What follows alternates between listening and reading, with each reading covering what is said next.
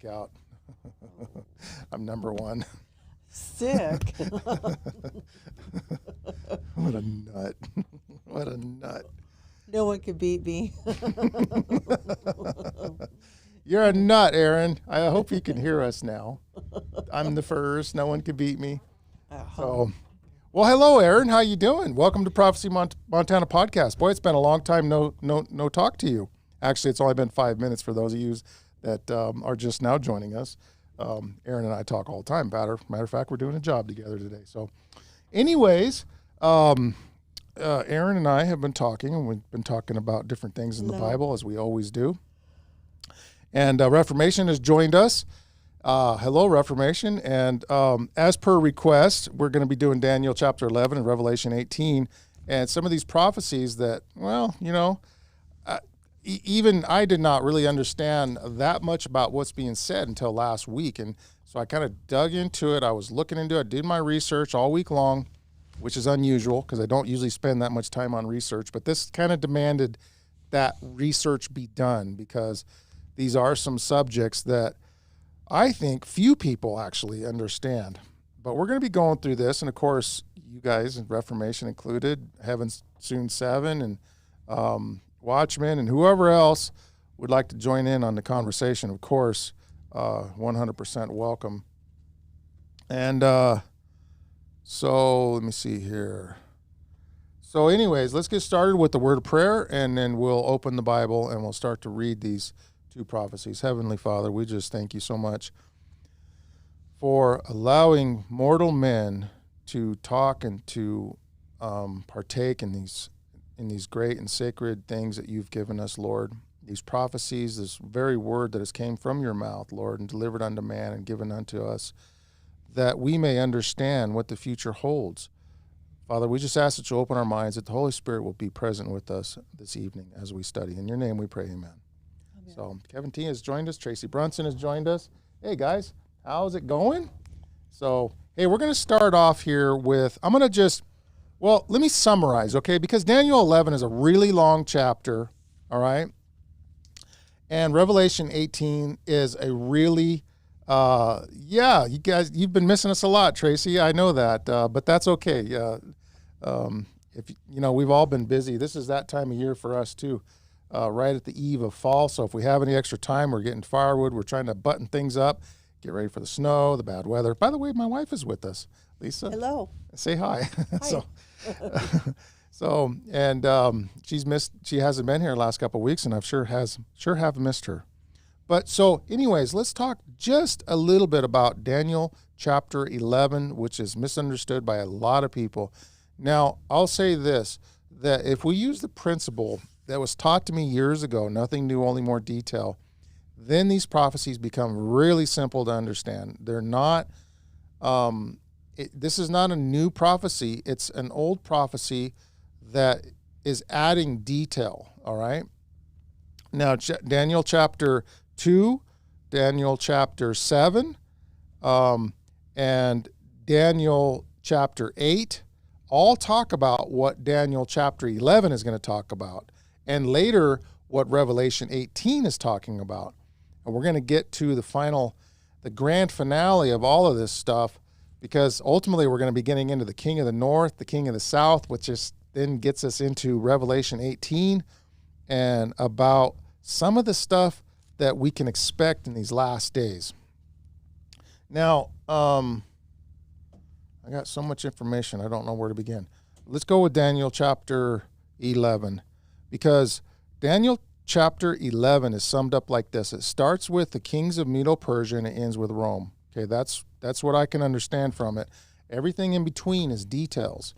And we're going to hit some of those details. I'm not going to... Hi, Watchman. How you doing? And Heaven Soon has joined us as well. And so Heaven Soon says, glad Lisa is back. And we are too. She's going to be helping us out. She's reading some verses in the background. And so the starting and the ending is almost certain on Daniel chapter 11. It starts with Medo-Persia. It ends with Rome. All right, because it says here in the very first verse of Daniel chapter 11, it says, "Also I, in the first year of Darius the Mede, even I stood to confirm and to strengthen him. And now will I show thee the truth. Behold, there will stand up yet 3 kings in Persia, and the fourth shall be far richer than they all. And by his strength, through his riches, he shall stir up all against the realm of Grecia." Now, who are these 4 kings, okay? And that's my question for you guys. Who are the 4 kings that are talked about here? Now, of course, the 4 kings of Grecia are notably the 4 generals that took Alexander the Great place once Alexander the Great had died, according to history, through alcohol poisoning. So it seems. And so the 4 generals are Seleucid, Ptolemy, Cassander, Lysimachus, okay? So those are the 4 generals, and they would split the kingdom into 4 different divisions, and we're going to read a little bit about the history of that right here to give a background for anybody who's not real. Like myself, I was not really up on this until just recently.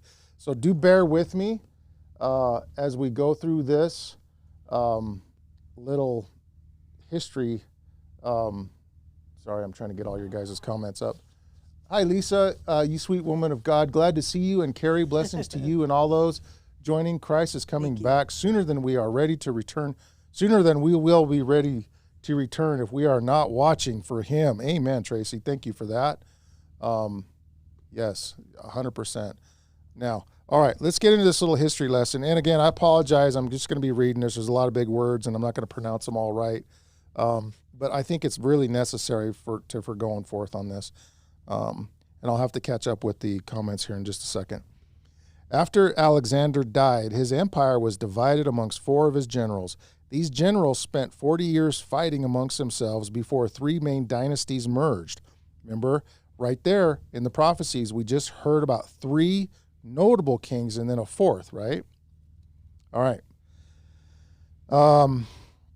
One, the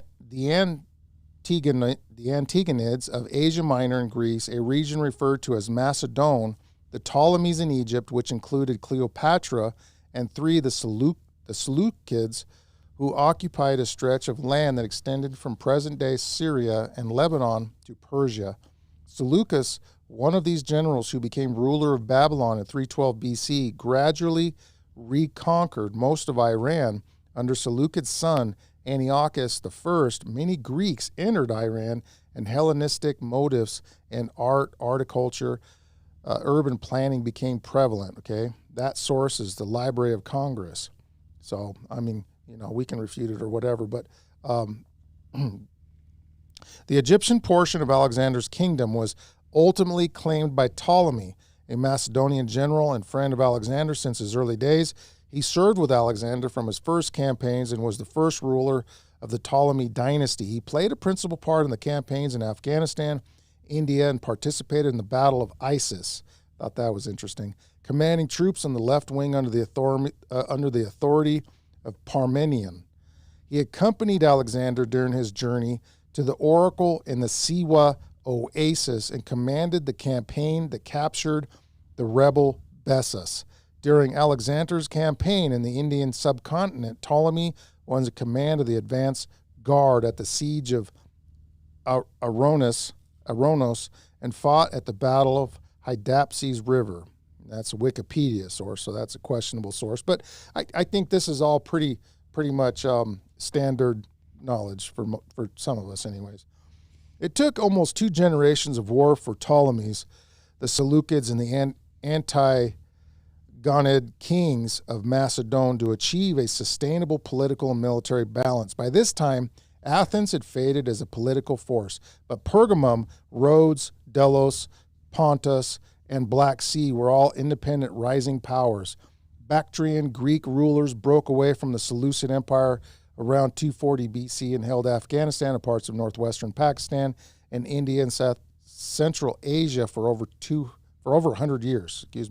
The Parthians, whose era began in 247 BC, remember we're counting backwards as BC, were beginning to build up their power, which was to stretch from Euphrates to Indus.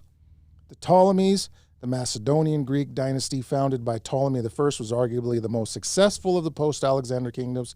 It ruled Egypt for more than 300 years. There were 15 Ptolemaic leaders, and they ruled from 332 BC to 30 BC. From Alexandria, Cleopatra was the last of the Ptolemies.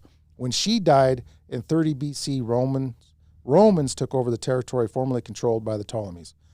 All right, so there's a little bit of history right there. Now, what it tells me is I see a lot of fighting going on in just that little short history lesson. That was not exhaustive by any means, but there was quite a bit of history in there, right? And there's quite a bit of in that history, all of the different conquests and stuff that took place. Now let's go to Daniel chapter 11. Okay, let's go back to Daniel chapter 11. We already read verse 1, or 1 and 2 there. It says, and let's begin verse 2. And now will I show thee the truth. Behold, there shall stand up yet 3 kings in Persia. We read that, right? And then a 4th shall be far richer than they all, probably the Ptolemies, right? And by his strength, I'm just guessing, guys. I'm not claiming absolute anything on what I'm saying here. This is just my best guess on things. All right, there's probably a ton of stuff in here. Some of you guys I can see they're already kind of not really agreeing with my take on it, and that's perfectly okay with me. We're here to study it through, and we're here to just kind of, and I'm going to get to your guys' comments here in a minute, but I got to kind of like jam through all this info. And so we're just kind of cram through it, and we're going to go through your guys' comments. We're going to talk it through and see which makes the most sense, okay? Because this is just my conclusion over this last week, and I honestly have not studied it that much, okay? I haven't even read the book, Daniel and Revelation, which I should. So that's a really good book. And I know even that book didn't have all its accuracies in place, as I've been told by some people, but it was a good one to start with, and then, the little details can be worked out. So, all right, so the angels who's talking here, right? Now I will show thee the truth. Behold, there shall stand up yet 3 kings in Persia, and the 4th shall be far richer than they all. And by his strength, through his riches, he shall stir up all against the realm of Grecia. And a mighty king shall stand up that shall rule with great dominion and do according to his will. And of course, this is also written in a chiastic structure. Begins to tell a story, repeats the story, repeats the story, repeats the story, but it gets into more detail. So we're not talking about succession here necessarily. We're talking about a story being told and then retold. Because then it says, and the mighty king shall stand up. Well, Alexander did not come after the 4 generals. The 4 generals came after Alexander. Okay, so it told the story, but now it's talking about Alexander here again.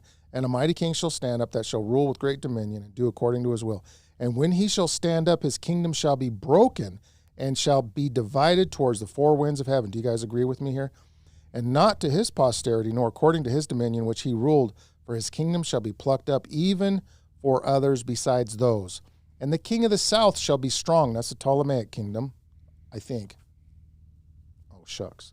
Ptolemaic dynasty was this king of the south. Nor according to his dominion which he shall rule, for his kingdom shall be plucked up. Okay, and the king of the south shall be strong, and one of his princes, and he shall be strong above him and have dominion. His dominion shall be a great dominion, okay? So that would have been his son, right? Mm-hmm. And in the end of the years they shall join themselves together, for the king's daughter of the south shall come to the king of the north to make an agreement, but she shall not retain the power of the arm. And it goes on and on and on and on, okay? Skipping down to verse 9, so the king of the south shall come into his kingdom and shall return unto his own land. It gives a lot of different details here. I don't know how important all this detail is. For some students of prophecy, this might be like really cool stuff. To me, I get bogged down in it all. But let's kind of skip down to the end, all right? And chapter 11's long, okay? And I want to start with, let me see here. I'm going to start with verse 20. No, let's go down further. Let's go to 21. And again, I'm not going to pretend that I know every little detail in this whole thing, but we're gonna at least try our best. And then, of course, we're going to go to the comments and we're going to hear what you guys have to say. And in his estate shall stand up a vile person to whom they shall not give the honor of the kingdom, but he shall come in peaceably and obtain the kingdom by flatteries. Okay? We talked about that a little bit last week. And with the arms of a flood shall they be overthrown from before him and shall be broken, yea, also the prince of the covenant, or the maker of the covenant. After the league made with him, he shall work deceitfully, for he shall come up and shall be strong with a small people.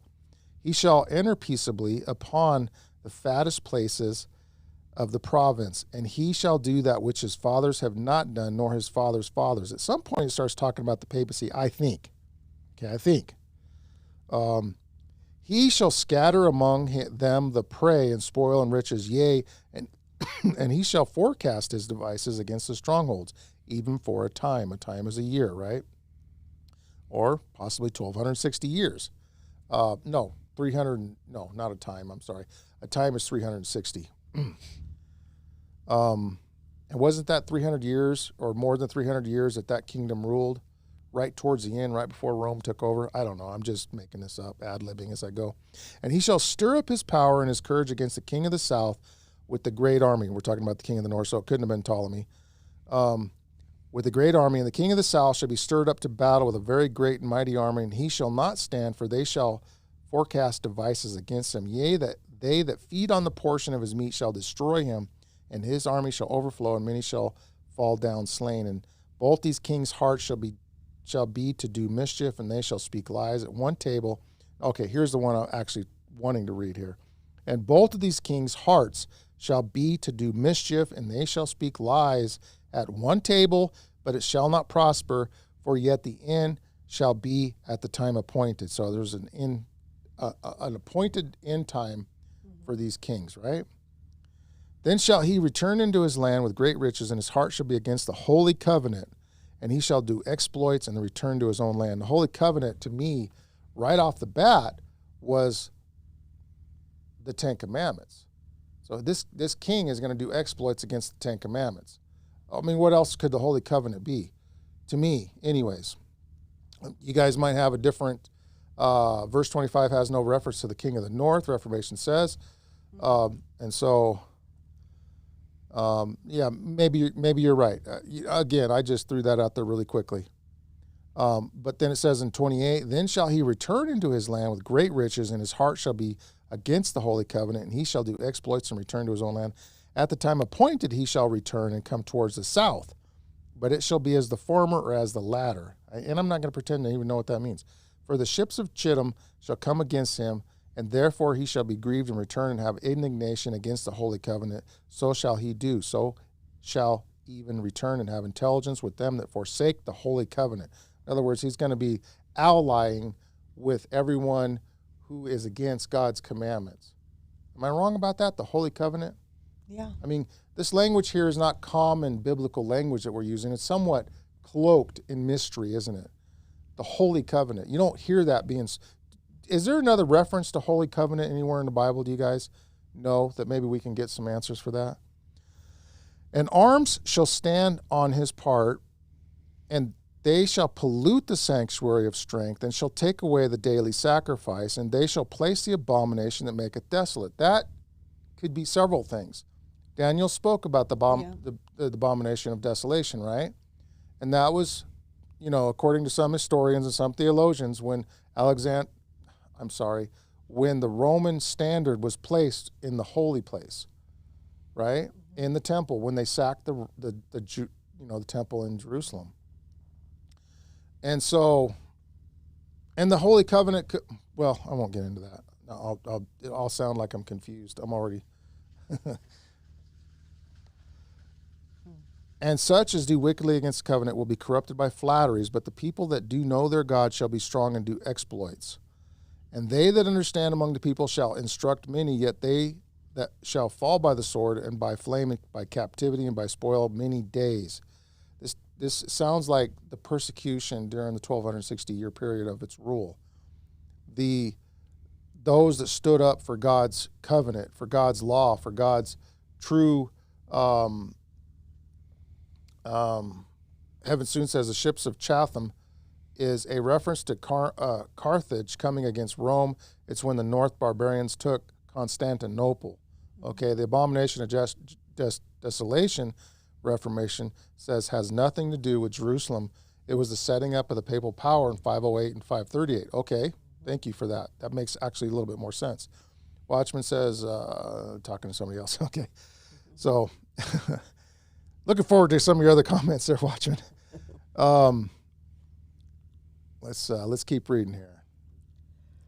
Now, when they shall fall, they shall holpen with a little help, but many shall cleave to them with fire. Actually, you know what? I didn't give enough credit to Reformation's comment there. Yeah. That actually made a lot of sense, because that's when 538 is when wasn't it Constantine took power in 538, or am I thinking of a different date? From 538 was when Constantine took power, and that was about that time when it was 500, might have been before that, the laws were changed. I don't know. I got to go back to my history. Too much going in my head right now. This is really challenging for me to do these things. And some of them of understanding shall fall and try them, and to purge and to make them white, even to the time of the end. So this is an end time prophecy as well, because it is yet for a time appointed. And the king shall do according to his will, and he shall exalt himself and magnifies himself above every god. Isn't that what the papacy is doing? All right, Reformation's giving us some insight here. In 508, paganism, the daily, was outlawed by Clovis and Christianity established as a religion. In 538, Justinian completed the abomination with unifying of church and state. Okay, that's good. That's good stuff there. Thank you, Reformation. That's what I was trying to say. that's from Heaven Soon. Okay. Amir Safari. First 31 was the taking away of the daily by the Clovis and their outlawed pig. It's the same as Daniel 8:13 to 14. Okay. All right. That's good. Let's keep going, guys. Keep helping me out here. And the king shall do according to his will, and he shall exalt himself. This was definitely the papacy to me, because, there's only been one person that has exalted himself above all gods. Well, actually, there was a whole succession of it. So what am I saying? Even all of the Caesars or the czars basically called themselves God, but it was when they took the role of a political leader that he stood and he called himself the vicar of the Son of God, or the successor of God himself on earth. And so, he blasphemed the name of God, which is spoken of elsewhere in Daniel, the little horn speaking great things against the Most High. So, we're getting a little bit of this other language in other places too. And shall speak marvelous things against the God of gods, and shall prosper till the indignation be accomplished. Okay, so there's a time prophecy also here that it keeps referencing, that 1260-year period from 538 to 1798. For that it is determined shall be done. Neither shall he regard the God of his fathers, nor the desire of women. That was interesting, the desire of women. That's part of the religion, right? Abstaining from marriage and the eating of meats, right? You heard Paul talk about this. This was a pagan practice that was then adopted later by the church. The abstaining from meats and the forbidding to marry. Okay, so the desire of women will be left aside. What you see in the Knights Templar. Do they do that too? That's what they were doing, yeah. Okay. They had these caves all over. Remember I So was talking about that? So there's a priesthood in all of these secret societies that seem to behave the same way. Yeah. Okay, but they're all tied to the Roman Catholic power, the central power. Well, they were gathering their people. That's Uh-huh. what they were doing. It was forming. It was in the middle of forming to become its own entity, so to speak. Okay, Reformation says that tie. Did I miss one of yours? I'm sorry if I did. We're only doomed if we don't have Jesus, Thomas says. Somebody earlier said we're doomed. Constantine moved the seat of power from Rome to Constantinople in 330 AD. That tied 330 date was tied to the prophetic time, 360 days from Daniel 11:24, which started at the Battle of Actium in 31 BC to 330 AD. So that was the 1 year period, or the time. All right, thank you. That's awesome. Reformation, we couldn't do this without you guys. And Heaven Soon as well. All male narcissists all Secretly hate women. secretly hate women. Yeah, well, I'll tell you what. I think we have like 3 sons, and they've been hurt by girls. And I don't know if I'm ever going to get any more grandchildren because they can't trust women. Not trusting women and secretly hating them. Yeah. Something. Okay. Heaven Soon says verses 33 and 35 is the 1260 days. Okay. 33 and 35. Let's read those again. And they that understand among the people shall instruct many, yet they shall fall by the sword and by the flame, by captivity, by spoil, by many days. Now, that many days is the 1260. Now when they shall fall, they shall be hope and a little help, with many shall cleave to them, but many shall cleave to them with flatteries. I'm not sure exactly what that means, but Flatteries like money, right? no, like oh, you're so beautiful, you're so wonderful, you're just the greatest ever. That would be like a flattery. But in a biblical sense, how does that tie in? Maybe the kissing the ring, or something like that. Oh, Heaven Soon. The little help in verse 34 is Martin Luther and the Reformers and the Reformation. Oh, 34. Yeah, that's actually kind of pivotal. Now, when they shall fall, they shall be helped. I'm going to modernize language. They shall be helped with a little help. They should be helped. But many shall cleave to them with flatteries. Okay? And the little help in verse 30, Martin Luther, okay, in verse 36, that he changes. This is the time of the end, which was ended in 1798. The power was not Rome, but France. France played a big part in here, and the Bible does talk about France and the age of Enlightenment, and the St. Bartholomew massacre. The bloods flowed in the street. They outlawed God for 3.5 years. Went to the 10-day week. A whole bunch of things happened during that period of time. That's the 2 prophets laying dead in the street because they burned the Bible. Clancy, how you doing? Pretty good. Are you going to come on the podcast one of these days? Am I? Yeah. Yeah, one day. Yeah, when's that one day? When I'm not tired. Okay. All right. No, I'll come on one day. Okay. There's food upstairs. Where? It's all over.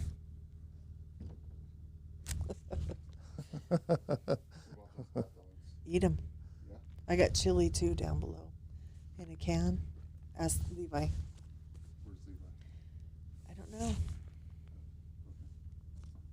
Levi is wherever Levi is. Levi's doing Levi. Levi's doing Levi things. Huh. Okay. So, and some of them of understanding shall fall to try them and to purge and to make them white, even to the time of the end. It talks about that in Revelation about how those that died for as martyrs would be made white and they would be tried, right? Verse 36, 39 specifically is about the French Revolution. Let's read those. We're beginning in verse 36 right now. And the king shall do according to his will, and he shall exalt himself and magnify himself above every god. But see, that almost speaks to me of the papacy. But let's keep reading, all right? We're here to learn. So let me catch you guys.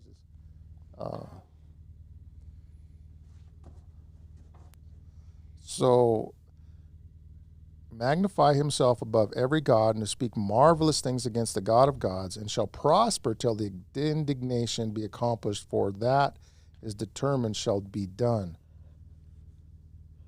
Neither shall he regard the God of his fathers, nor the desire of women, nor regard any God, for he shall magnify himself above all. That can fit into to France, because they did away with God. But in his estate shall he honor the God of forces, and a God whom is... That makes sense, because France began to worship nature. They invented the however you say it. pantheism. Yeah, pantheism. Well, it was worse.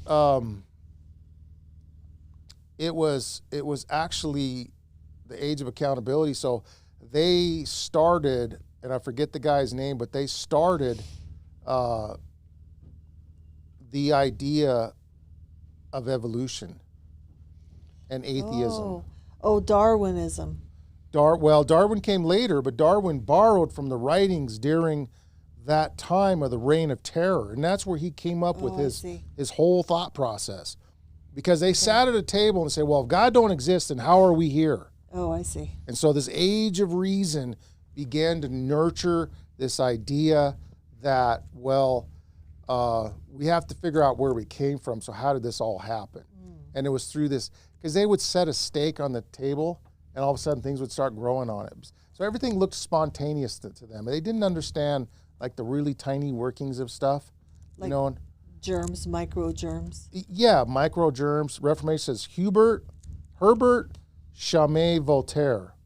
Okay, so there you go. There's the names. Herbert Chamet. So. Chamet. Yeah, this actually starting to make sense. Thank you, guys. Neither shall he regard his fathers, nor the desire of women, nor regard any god. He shall magnify himself above all. But in his estate shall he honor the God of forces. That's the word that got me. And a God whom his fathers knew not shall he honor with gold and silver and with precious stones and pleasant things. That his fathers knew not.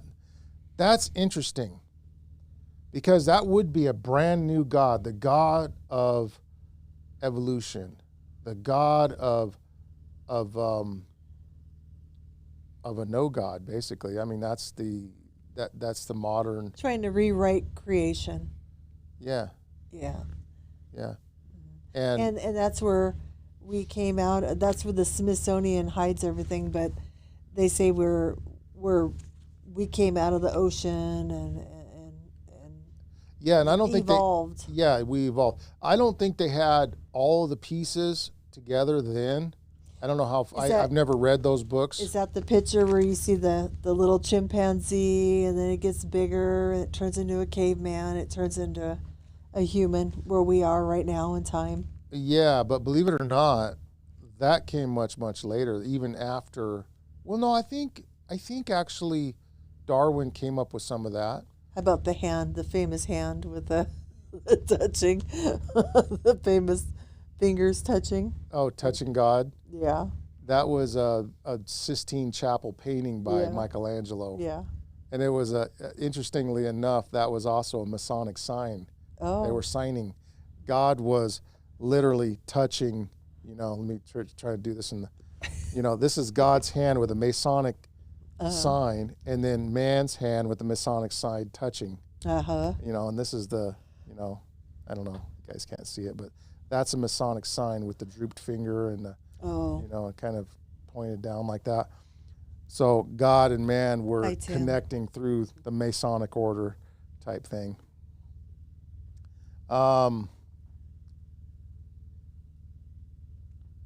Okay, so Watchman's given us a link there to a live stream. It's going to be starting in 27 minutes.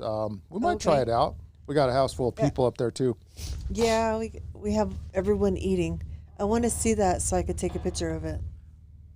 Okay, there it is right there. Okay. Take a picture of it. Okay. It looks different on our screen. I know the stuff up on there. What you guys see is not what we see. So I'm not scared, but sudden destruction is not too far from the planet Earth, and it's a praying game. We are waiting on Christ to fulfill in each of our lives wherever he returns. Oh, yeah. Well, that's it. So, and I got into a conversation with Aaron about that today. We can get caught up in the minutia, right? We can get caught up in the details, and we can lose sight of Christ. Now, what we're doing here, I don't think is getting caught up in the minutia, because it's what God actually, had highlighted for us to focus on. And so it's always good to focus on that which the things which God has actually brought us to look at. So, Lisa, you should click on the link so it's on your history list and you could get through the commercial. Yeah. But she's not actually on the live stream, so. No, By peace he shall destroy many. All right, let's keep reading. This is getting good. And then once we get through this, those boys are going to have to put, can you run up there and tell them to put more gas in there? Sure. Yeah, we got some new batteries, but it's been like, there's been no sunlight for like literally 4 days. We've had like storms. Yep, there went the generator. They have to turn the button off before they can start it again, and they have to turn the button back on. All right, folks. So we got a few minutes here. Thus shall he do in the most strongholds with a strange God, whom he shall acknowledge and increase with glory, and he shall curse them to rule over many, and shall divide the land for gain. And at the time of the end shall the king of the south push at him, and the king of the north shall come up against him like a whirlwind with chariots, and with horsemen, and with many ships, and he shall enter into the countries, and shall overflow and pass over. All right, any insight on that, guys? He shall destroy wonderfully, CSC driver says. Trump has been the man of peace, but destruction follows him. Yeah, I believe that too. I think we're going to see this real soon. This is the first time that the king of the north has been mentioned since the robbers of the people, Rome, snuck by them in verse 13 and 15. Yeah, we didn't cover any of that. I know it's a long chapter. It's hard to cover it all. Plus, we haven't even got on Revelation 18 yet. But I think there's a lot of parallels between Revelation 18 and what we're reading here. He shall enter in also into the glorious land, and many countries shall be overthrown, but these shall escape out of his hand. Even Edom and Moab, we had some speculation on my part last week on those. Still not had, maybe you guys give me some insight. Maybe, I haven't gotten those nailed down yet. I mean, 1 week to study in between work is a tall order, right? And the chief of the children of Ammon, he shall stretch forth his hand also upon the countries, and the land of Egypt shall not escape. But he shall have power over the treasures of gold and silver, and over all the precious things of Egypt. And the Libyans and the Ethiopians shall be at his steps. But tidings out of the east and out of the north shall trouble him, before he shall go forth with a great fury to destroy and utterly to make away many. And he shall plant the tabernacles of his palace between the seas and the glorious holy mountain. Yet he shall come to his end, and none shall help him. And that's got to be, and the end of that has got to be, yes, please send us an email. Thank you, Watchman. That would be great. That would be absolutely great. He shall obtain the kingdom with flatteries. Yeah. This war occurred in 1798, and guess who was leading it? Napoleon. I was just going to say that because that was when Napoleon, and then the Pope was thrown into prison, and maybe that's the end that he came to. So,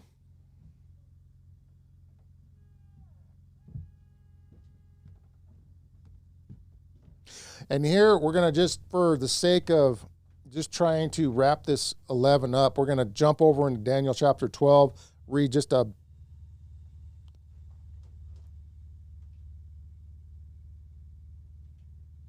They got that turned up way too high. I'm going to have to. And at that time shall Michael stand up, the great prince, withstandeth for the children of thy people, and there shall be a time of trouble such as never was since there was a nation, even to that same time, and at that time thy people shall be delivered, every one that shall be found written in the book. And many of them that sleep into the dust of the earth shall awake, some to everlasting life, and some to shame and everlasting contempt. So the end of that prophecy in Daniel 11 obviously starts from back in Darius's time, speaking to Darius, all the way up until present day, and then the end, and then the second coming, okay? So let's go to Revelation chapter 18 here, okay? Verse 44 was the Crimean War of 1853. I remember you guys were talking a little bit about this, and it was kind of just like going over my head. It makes a little bit more sense now, all of the different things that are kind of happening there. And because of the time passing, verse 45 is not talking about the same as verse 44, okay? Yeah, it does seem to skip around like that. Reformation will back up on the comments. then he that this verse is about is Napoleon, not Rome. Okay? Yeah, I'll agree with that. That one verse we were talking about right there towards the end of the chapter 11. Actually, Revelation 18 parallels Isaiah 47 and 48. But don't you think it also parallels what we're talking about here? But see, nothing new, only more detail. There's still more detail that needs to come out. Well, let's see. Let's see. All right, Revelation 18 here, okay? You guys ready for this? And after these things, I saw another angel come down from heaven. Lisa, they always kick the Revelations up on that motor. Can they drop it down a little bit? It'll overheat that charge controller. Yeah, thank you. Sorry, Lisa. And after these things, I saw another angel come down from heaven, having great power, and the earth was lightened with his glory. Okay, and he cried mightily with a strong voice, saying, Babylon, was this the fourth angel? Saying, Babylon the great is fallen, has become the habitation of devils and the hold of every foul spirit and every cage of unclean and hateful bird. For all nations have drunk of the wine of the wrath of her fornication, and the kings of the earth have committed fornication with her. And the merchants of the earth are waxed rich through the abundance of her delicacies. And I heard another voice from heaven saying, Come out of her, my people. Okay, this is the Babylon that is rose up in the last days. And we're told that Babylon would not rise up. There's so much going on in the background right now. It's just, I'm usually the one that handles the generator, and it's kind of a delicate thing. And I don't have it tied to my batteries like it should be. I have it tied kind of indirectly anyways. But, yeah. So it's very, very sensitive. So, and I heard another voice from heaven saying, Come out of her, my people, that ye be not partakers of her sin, and receive not of her plagues. Now, this was the second Babylon. The first Babylon said it would never be re-risen. So the second Babylon is actually a spiritual Babylon. It's a state of confusion that the people would be in. Thank you, Lisa, so much. Yeah, I know. I've got it. I'm working on it. It'll be set up way better in the future. Clutzy said, for Levi to go back outside, that no one asked him to come back in. This is constantly jokery over here. Yeah, that's pretty funny. Okay. Hi, how is everybody? Double A's Mechanics has joined us. Well, we're doing great, man. We're just good. Yeah, we're going through. We're hoping everyone's doing good. Exactly. So it says the writers of the Bible would often present a topic, pause to give additional details, and then go back to the original topic with no indication of which the details are extra and which are the main points. Right. Exactly. And that's been, like Revelation and Daniel too. Yeah. Quite a bit in Daniel. Yeah, and that's that chiastic structure, that it's been coined as the chiastic structure, That was the writing style of the day, and it was well recognized by people who read it then. But then we jump into modern day, writing styles, and it's just something that's a little bit, that we're not used to. Mm-hmm. And we have to sort of get used to it if we're going to if we're gonna be able to understand it. So yeah. So sorry guys, right here, whenever I talk, I don't know, extra blood flow, my nose and my face just itches the entire time I'm on the podcast. So I'm always just touching my face. I'm sorry about that, but it just I don't know what it is. And I heard it, it's my mouth. It's just moving. Maybe it's my mustache rubbing up against my nose. I don't know. Now the back of my neck is itching. And I heard another voice from the heavens saying, Come out of her, my people, be not partakers of her sins, that ye receive not of her plagues. For her sins have reached unto heaven, and God hath remembered her iniquities. Okay? Reward her even as she rewarded you, and double unto her double according to her works. In the cup which she has filled, fill to her double. How much she has glorified herself and lived deliciously, so much torment and sorrow give her, for she saith in her heart, I sit a queen, and I am no widow, and shall see no sorrow. Therefore shall her plagues come in one day, death, mourning, famine, and she shall utterly be burned with fire, for strong is the Lord God who judgeth her. And the kings of the earth who have committed fornication and lived deliciously with her shall bewail her and lament her. And when they shall see the smoke of her burning, standing afar off for the fear of her torment, saying, Alas, alas, that great city Babylon, that mighty city, for in 1 hour is thy judgment come.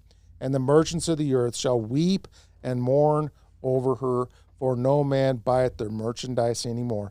The merchandise of gold and of silver and precious stones and pearls and fine linen and purple and silk and scarlet and all thine wood and all manners vessels of ivory and all manner vessels of most precious wood and of brass and of iron and of marble and of cinnamon and odors and ointments and frankincense and wine and oil and fine flour and wheat and beasts and sheep and horses and chariots and slaves and souls of men. That always gets me when I read that. And the fruits that thy soul lusted after are departed from thee, and all the things which are dainty and goodly are departed from thee, and thou shalt find them no more at all. The merchants of these things which are made rich by her shall stand afar off for the fear of her torment, weeping and wailing.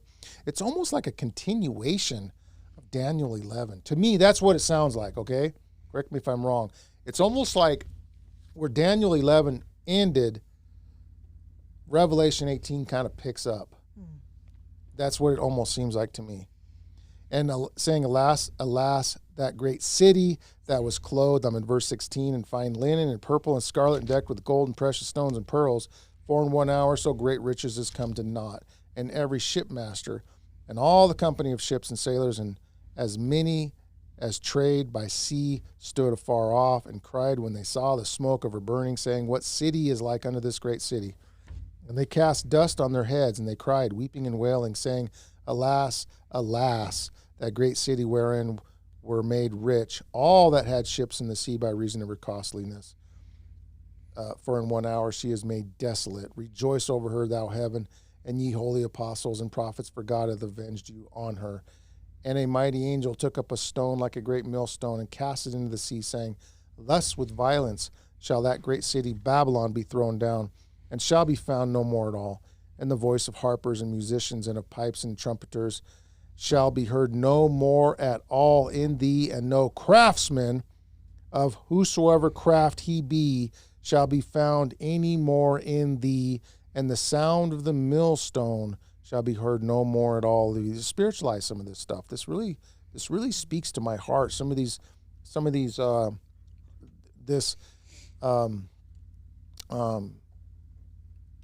descriptions, the craftsmen, or the pipes, the trumpets, the harpers, the sound of the millstone, the grinding of wheat, basically. And the light of a candle shall shine no more at all in thee. And here's a big one. And the voice of the bridegroom and of the bride shall be heard no more at all in thee. For thy merchants were the great men of the earth, and by thy sorceries were all nations deceived. The candle, we don't hide a candle under a bushel, do we? No. Right? What was the reference of that, That let our works so shine before men that they see our good works and glorify our Father which is in heaven. The candle being a symbol of the light that God gives us. The voice of the bridegroom, what is that? That's the word of God, And the bride shall be heard no more in thee. The people, God's people, will no longer be in this place. This building will fall.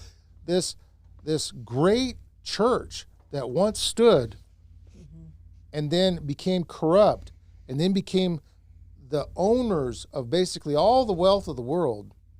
And anybody who wanted to do merchants had to go through her. They had to sell their wares. They could only sell their wares if they had the blessings of this great power that stood upon this earth that's being called Babylon, but we don't call it Babylon in our modern day language. We call it something else. All right? And in her was found the blood of the prophets and of the saints and all that were slain upon the earth. All right? Persecuting power, no doubt. I mean, this power has historically, by their own accounts, 50 million plus, but some have even conjectured 150 million. We spoke about the Incan and the Mayan Empire a little bit, just kind of briefly touched on it last week. And some of those temples were built completely on the bones of those who were sacrificed to their foreign gods. Let that sink in. When Cortez seen that, he was aghast.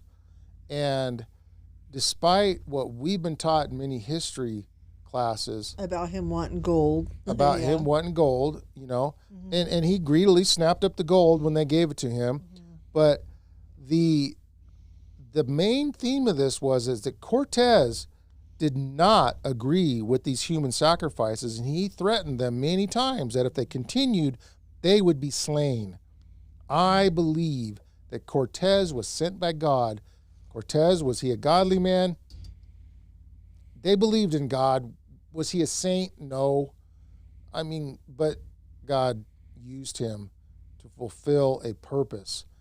And these individuals were offering sacrifices, human sacrifices. This power of Babylon has whole churches built on catacombs, and there's an entire church built with the bones of people. Yep. It is unbelievable. Many of these churches have relics in them. The relics are always the bones of a dead person that they honor and worship. No doubt have eaten the flesh of. This stuff's been going on since. We've been hearing a lot of stuff in the news about finding teeth in hamburgers and all this weird stuff, and even Putin says that they've been serving us people all the way back into the 50s and 60s, all the way back. Now it's really prevalent. I don't know anything, whether it's true or not, just what I hear. But what is the worst thing that you could possibly do is to eat another person? It's defacing God's people. It's abominable. It's abominable. And I was trying to look up that one in Papua New Guinea. There was I'm trying to think of his name. He came up missing, but they knew, the Papua New Guinea people, the headhunters, they knew that it was wrong to have eaten that guy. What was his name? He was a missionary? No, he was I'm trying to think. It was a president, the one that got shot. Oh, you're talking about. Yeah, he was a Kennedy. Yeah, he was a Kennedy. And he went over there. Yeah. And then he presumably eaten. Oh, then later they said they yes. did. They admitted it. Yeah, and then anyhow, they knew it was wrong, so they lied. They knew it. They know. People know. Of course, they know. Yep, and everything's done in secret. They're secretly doing this stuff, and it's funny that everything that they do is abominable, and this is what opens the door to the demon spirits. They're talking about pharmakia here. Pharmakia is one of those things that it's the drug use, right? Look at, we were just talking about that, me and my family. We're talking about that, how the drugs have been made so readily on the streets. We have some of the most vile drugs known to mankind that are turning people into literal zombies now. I was taking care of a woman up the road here. She was driving, riding. She had a stroke. She broke her hip like 3 or 4 times. But she was recovering, and then her husband got her on a medication. And she literally sits in a diaper, adult diaper, or a Depends. And he leaves and he goes to work. And then she just sits there because she can't make it to the restroom, and she's a zombie. And now I don't see her at all. She's probably, in a convalescent home or something. Yeah. But she went and she went from doing everything to nothing. And of course there's the hard drugs, but let's not overlook like marijuana. That's something that almost everybody these days. Complacency. It is. And what did it do to our youngest son? What was it? What'd you say it did? There's even a commercial. Well, it creates in the mind psychosis Psychosis. in a that's percentage it. of people. And especially this newer, stronger stuff is almost like smoking hashish. We've got these farms all around over here. They're so paranoid. Oh. They're very paranoid. Oh, yeah, with the tall fences and everything. Yeah, they got the privacy fences. They're always peeking around the They've corners. got these cameras going like that. Watchman says Diana Keaton was most likely a result of the pharmakia. Oh, yeah, for sure, for sure. Yeah. You know, look, this stuff is really, really prevalent. And the pharmakia, the homosexuality, the eating of human flesh, you know, on and on, on and on and on. It's Luciferian worship. Yeah, Yeah. it is, 100%. This is pharmakia that's being talked about, the thing that alters the mind, you know, and so, and I don't buy into the reefer madness, it's other things. Well, Watchman, I would disagree with you. It was very well promoted by Aleister Crowley, who, as we know, was dubbed the father of modern spiritualism, or the father of modern occultism, you know, which many of the rock and roll singers have also embodied as well. Everybody is paranoid because their worldly treasures are coming to ruin under God's judgment. So that's another thing. They want to hang on to their stuff, don't they? They're digging trenches, they're digging tunnels, they're making for themselves compounds underground, Yeah. so that when the end comes, they'll survive it. But it says you'll throw your silver and your gold and your diamond rings off your fingers. Remember, there was a time in history where they were selling loaves of bread, and they were selling them for like $7 or $10 each. And then a few minutes later, they were selling them for way more than that. Because food will become the main currency. There was an account during World War That's what it One, I was. believe it was, where bread went overnight, and yeah, it was like $7 or $8, which is a huge sum of money back then. Nobody could afford it. I mean, you'd have to sell your soul to buy just a loaf of bread, and in like one day, it went, and then in one day there was bread on every street corner. Huh. Yeah, during the end of the war, and during, you know, when help arrived finally. Yeah. But turn that in reverse, because it says our gold and our silver will be thrown in the streets, right? I believe that is in Isaiah. Maybe Watchman has produced that verse for us at once upon a time. You know, I put CBD oil on my knee. I have quite a bit of surgery that happened on my knee. But I've noticed a marked difference in our boys when they smoke pot. They don't want to work. They don't listen. Everything's huh. They can't keep a job. No one cares for them. And that goes for any of those other kids that are our kids' age. Worldwide problem. They're like, I don't like those kids. I'd rather, you know. And it becomes not a blessing anymore. It's a curse. And we have a lot of Native people up here that say, well, God made it, so, you know, we like it. It's natural. It came from natural. the earth. God gave us the earth. God gave us all the natural things on the earth. Yes. Yeah. Yes, and we've talked about this before. Yes, I believe heroin has its purpose as a painkiller for medicinal purposes under the watchful eye of a physician.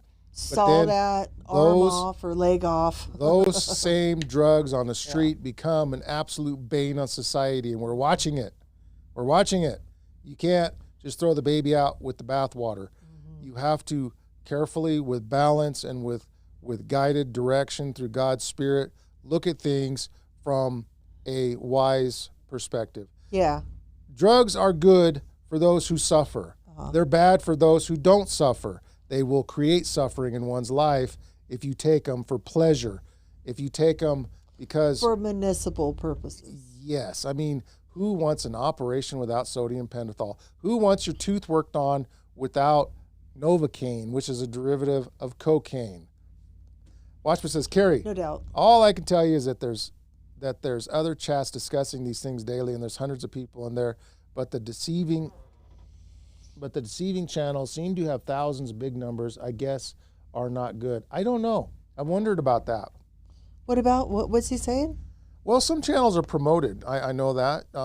Well, let's talk about Charlie Kirk. We were talking about Charlie Kirk. Listen, well, we're not going to get too hung up on this. Okay. Jeremiah 51:17. Lisa, look it up. That's why this country is under also the curses in Deuteronomy 28. Go ahead and check it out. 51:17. Jeremiah 51:17. 51:17. Jeremiah. Heaven soon says Satan is a merchant. Exodus 27:3, 28:16. What is the merchandise that Satan is selling? It's not lies. Is it not lies? Lies about whether you are a boy or a girl. Lies about whether you are there. Pharma prevents. Lies about whether or not their pharma prevents. Gary, keep in touch with the emails. I'd like to have a conversation at some point. Okay, yeah. Send me your phone number, man. A lot of people. I've spoke to quite a few people here through the phone, but I haven't spoken with you yet. Ricky spoke with you. Just seen Ricky the other day, and Ricky's doing good. Ricky's doing good. And they have been producing more content on their channel. I don't have the name of their channel right now, but I will put the link to their channel in the description after the live, okay? So this says, every man is brutish by his knowledge. Every founder is confounded by the graven image. For his molten image is falsehood, and there is no breath in him. In them. Yeah. But yeah, channels do get promoted. Like for Charlie Kirk, for example. Now, Charlie Kirk had a gigantic following. There was almost a worldwide following. But as we dug into some of the things who Charlie Kirk is and his grooming early, he was a very young man. These people, he likely was groomed by, the deep state. He was a Mason. He was a high-ranking Mason. His wife was very close to Trump for many years. She was like Miss Georgia or something like that. And she frequently attended Trump on many occasions. So they both had deep, deep ties. And so obviously those type of people are going to get promoted. You look at Louder with Crowder. I don't know if you guys watch any of those podcasts. Or you look at the Paul Ryan? Am I saying that right? The one who just interviewed Gavin Newsom and many other big people. YouTube definitely hides channels. This is one of them. I believe they are really throttling me back. I lose subscribers almost daily, and I search my channel from one end to another, and I just cannot seem to find where people are unsubscribing.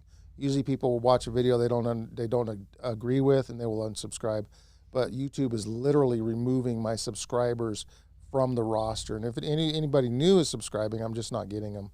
And so, but it's okay. We're gonna continue to trudge forward. We're not giving up. So it doesn't bother me. It did there for a while, but it doesn't now. Lisa, go down the verses through Jeremiah 50 and 51. There's old and new mixed in. Very evident that you will see what's happening today, okay? So. Okay. Yeah, we'll check that out, Watchman, for sure. But yeah, and so between the drugs and the merchandise and the souls of men, I mean, there's just so many things. And we're seeing this stuff, and somebody gave me a weird reaction the other day. I was talking to Chris. Chris just called us right before the podcast here, and he said, Carrie, he says, all that stuff is good news, because I was kind of hitting him with some doom and gloom, and he says, great, we're going to get out of here soon. That should be our attitude, right? Great, let's look up, for we know our redemption is nigh. When all these things come to pass, look up, for we know your redemption is nigh.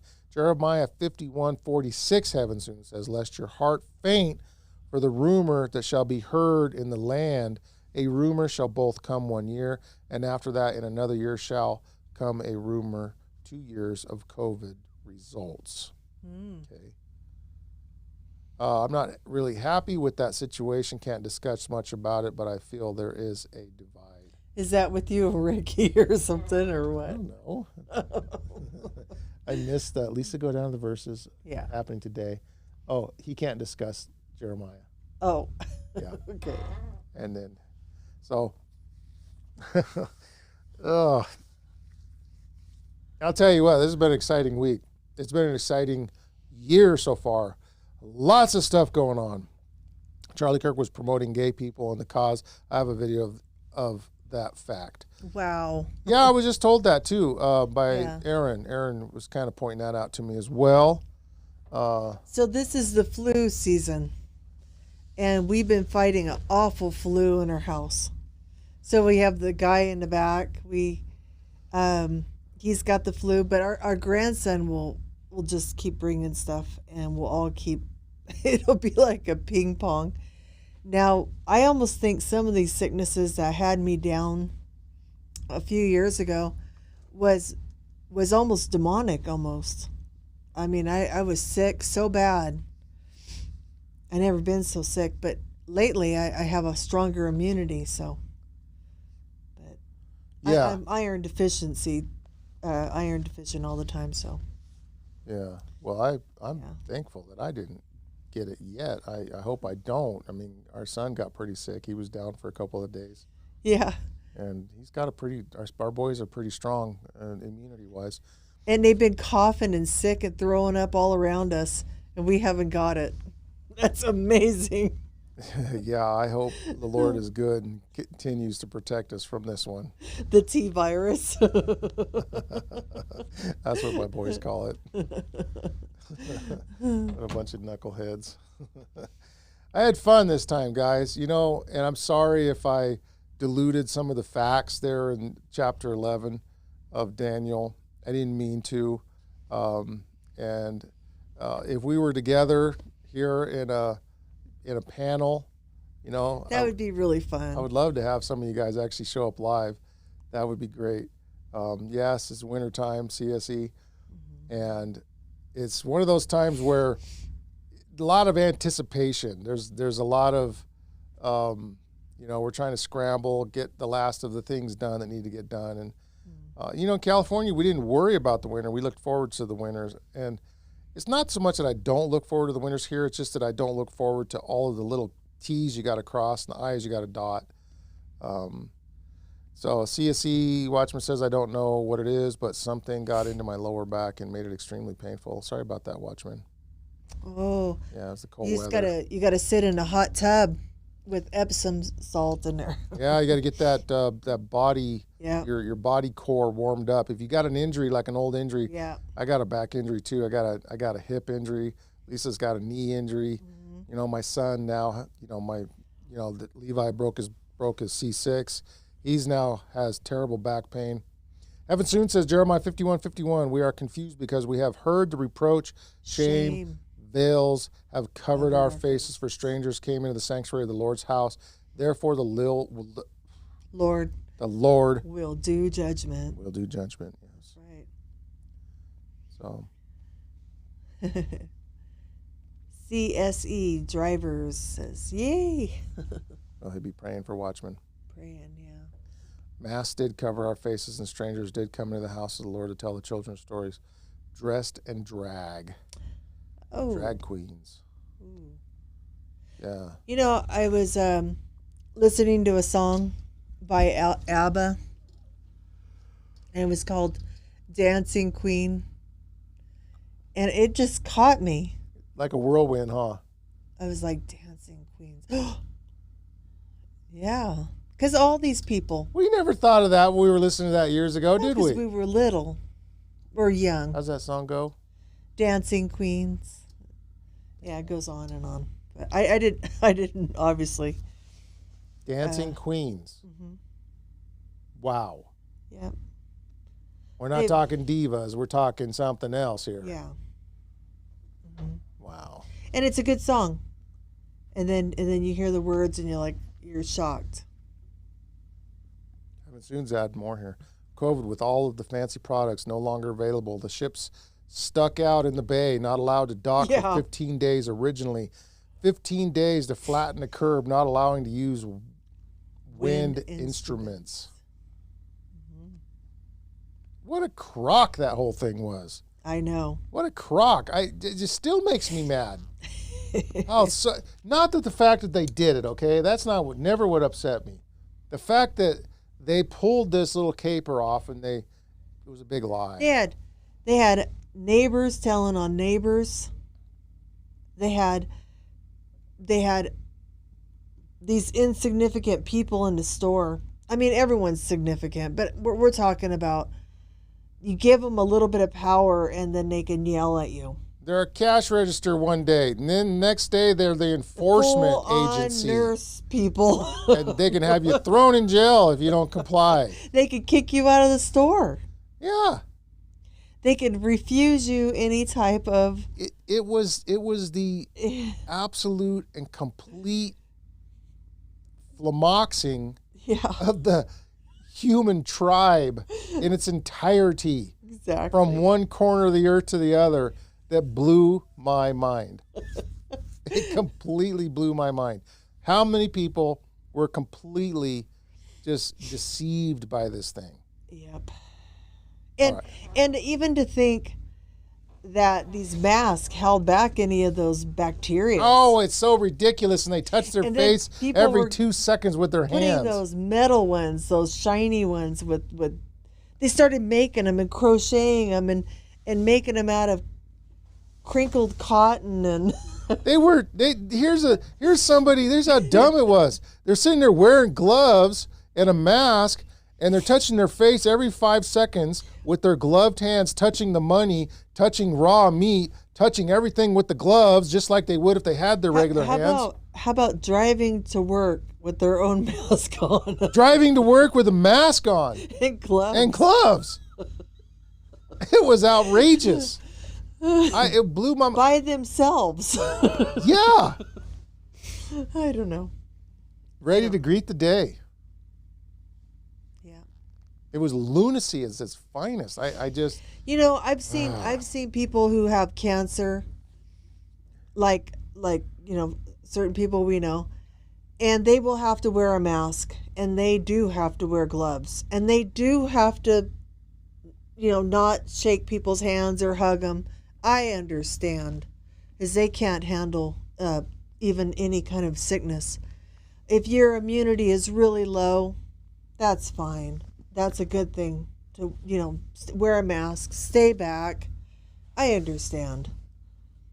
But what went on was debacle. The gloves work if you change a glove every time you touch something new. You know what I'm saying? Well, I feel the gloves don't work if you're touching.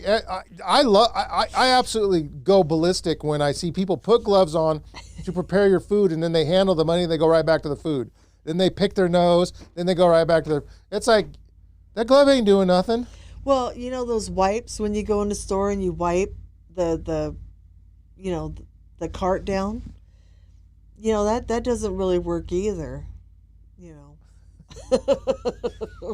I mean, it is an antiseptic wipe. I mean, you wipe some of the germs off. I know there's some crevices. And there's all kinds of people putting stuff in line. You've got all the night workers that are there, and they're touching everything. There's nothing in the Walmart. Coughing and spittle everywhere, and people walking out of the bathroom. There's nothing that hasn't been touched. Lord knows what all over their fingers.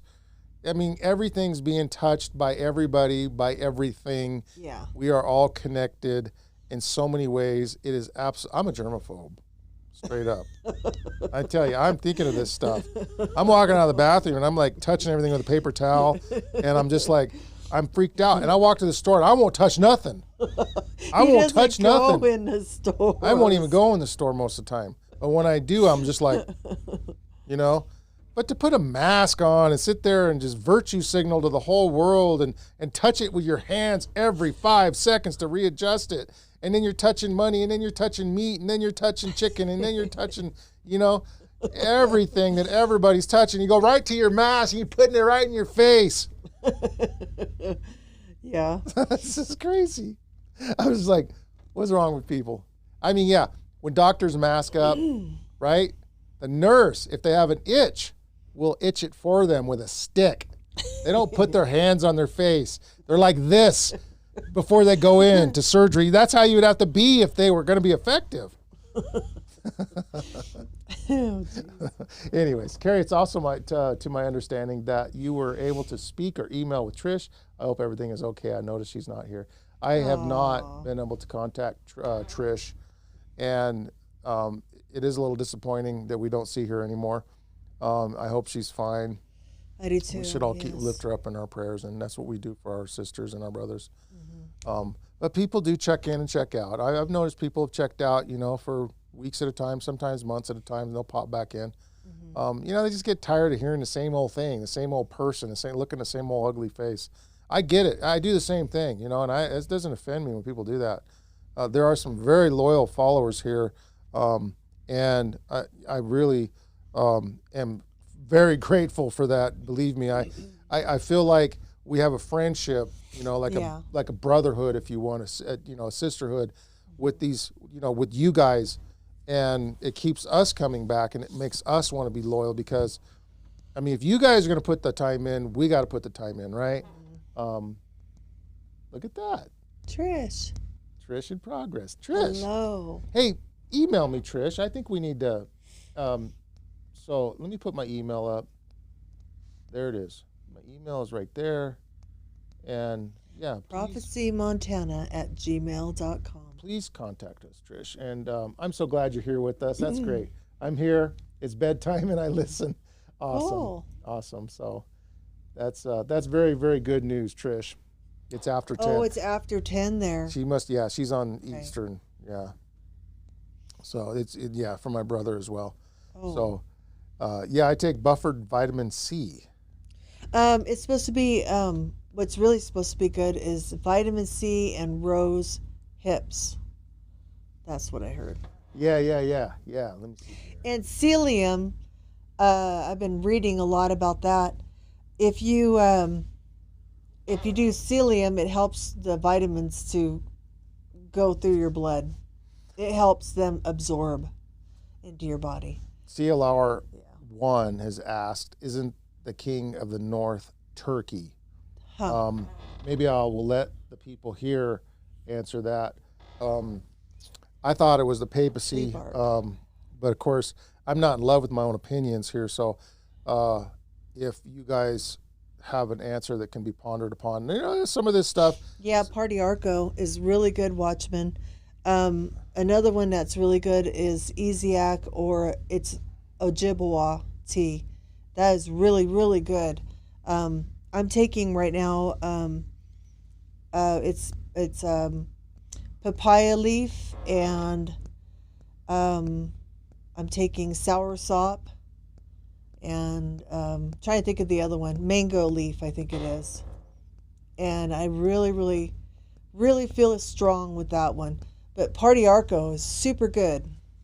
Mm-hmm. Yeah, it's like a Native American type cure, isn't it? Okay, so Heaven Soon says the king of the north was Turkey at one point and is that era of land, but he in Daniel 11:45 is not called the king of the north, just a new he that occurs years after the Crimean War of 1953. Yeah, I think the characters change. The king of the north starts out as being the Grecian Seleucid Empire. You know, the general of Alexander the Great army. I'm winding down here. My brain's quitting. But then it kind of morphs into other things. So, and then of course the king of the south was the Ptolemaic dynasty, which lasted for 300 and some years under the rule of Ptolemy's son and some of his successors. And of course, then the king of the north was basically Egypt and the Egyptian, Mhm. that area, the king of the south, ruled into Iran and um, some of those areas. So, Yeah. but again, that all changes, and then those territories are owned by other people. But then I almost think it's almost spiritualized by the time you get to the very last of it. Yeah. That's how I understood it. So CSE drivers, that's a pretty good punch of vitamin C. That is Yeah, really, really good. that's a slap your mama in the mouth right there. The Now 12,000 milligrams of vitamin C. I bought some. It was super cheap. It was a calcium um, clay that you put in a container, just 1 spoon, and I think, anyways, you let it set overnight, and when you're pouring it into a cup, you put a little bit of the sediment that's swirling around in there, and Carrie feels a lot better. Yeah, it did seem to detox me. It does. It detoxes mean- all your intestines. I don't know what it does to other people, but it made me do a 100-yard dash to the bathroom on a few occasions. Of course. But man, I'll tell you, it did. It cleansed me, and I feel like I've got more energy, and that can't be It's not bad. what do they call that, where they give you a fake pill? A placebo. Placebo. I don't think it's a placebo effect either. No, I'm always experimenting on Carrie. That's why he's got hair and his beard is grown in and he's real fair looking. I'm always I'm always giving him a tea, a potion, this, that, and he gets to try everything. So Watchman says, I found happiness. It's called Happiness Chinese Food Place down in Spokane. Ooh, wow. Laugh out loud, double portions. Oh, man. Don't even get me started with Chinese food. We don't have any Chinese over here. Well, I know. And that's what's terrible. Sing Sing moved out. It's too cold. I mean, we have a few, but they're just not great. I mean, California had the best Chinese food. Well, they call it big thigh country because the women are really big over here, and they would eat those places. Normally big sky country, but it's the big thigh It's country. big thigh country. Yeah. And they would definitely put the place like that out. All you can eat buffet. They would put that out. Yeah, soursop. Trish did mention soursop. Yes. Did we already comment on that?